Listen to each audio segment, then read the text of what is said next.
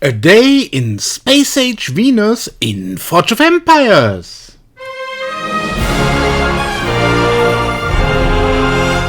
Many asked me to show my own city in a video. Also, for those players who are still far away from the Space Age Venus, this video wants to demonstrate how the game feels in this age. I have a city with great buildings at level 80 and each event building exactly once. Overnight, I was attacked by a player. My city defense has 402% attack bonus and 1796% defense bonus. Yet it keeps getting breached effortlessly, completely regardless of what units I put in. I choose to use the fast units of Space Age Venus, since that way at least some losses are incurred by the opponent.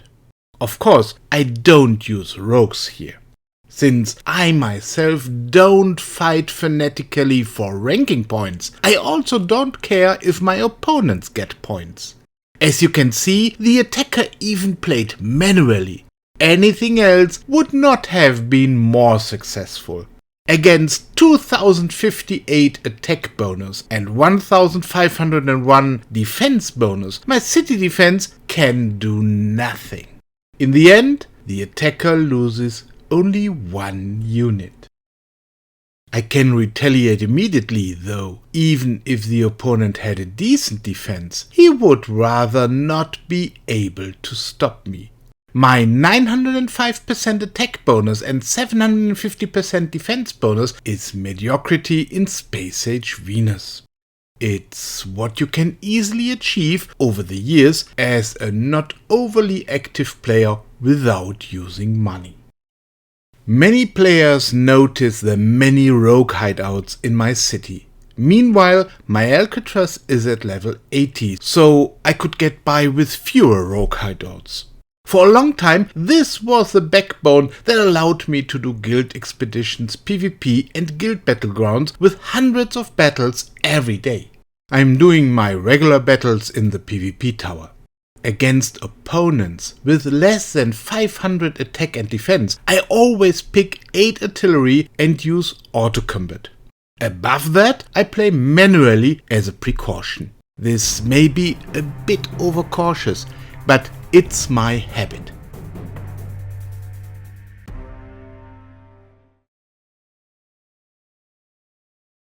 From 750% attack and defense, I then put on 8 fast units.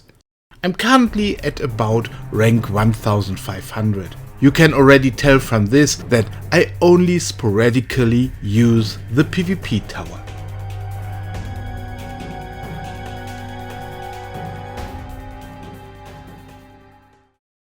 I have already completed the guild expedition on this Thursday morning. Currently, we are leading.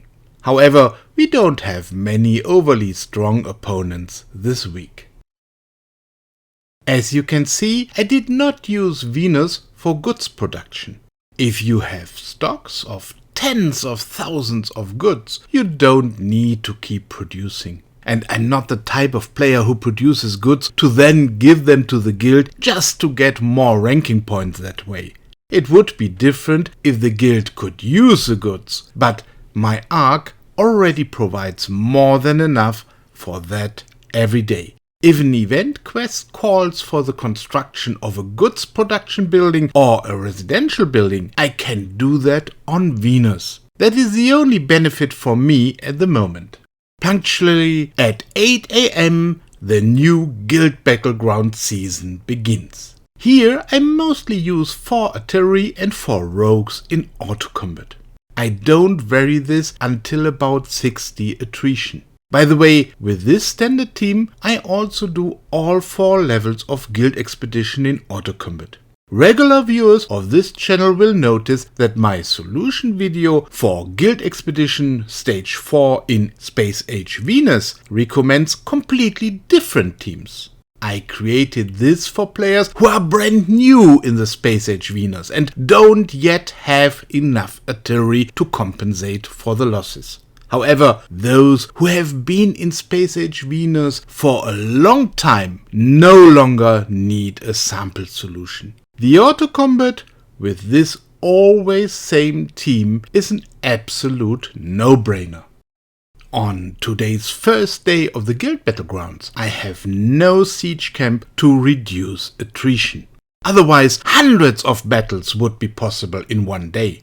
My unit inventories are plentiful, casualties are low, and auto-combat makes it all go very quickly. Above 60 attrition, I switch to fast units, first in auto-combat, then from 70 attrition with manual battles. From 80 attrition, I still can negotiate. I have more than enough goods, but negotiating costs 10 diamonds every now and then. But I wanted to take the first sector for the guild, and today I only had support from one other guild member. Accordingly, the map looks a bit disappointing after 15 minutes. I collect 641 forge points every day from my town hall, event buildings and great buildings.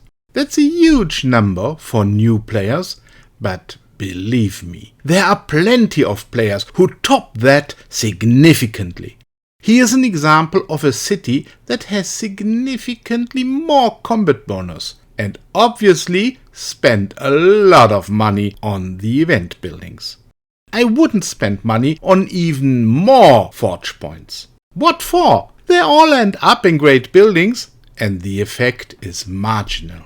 Collecting them every day is more of a core. Every now and then I switch to a small guild and help them catch up to the big players a bit faster. I hope I was able to demonstrate how easy the game is once you have reached the highest age so far.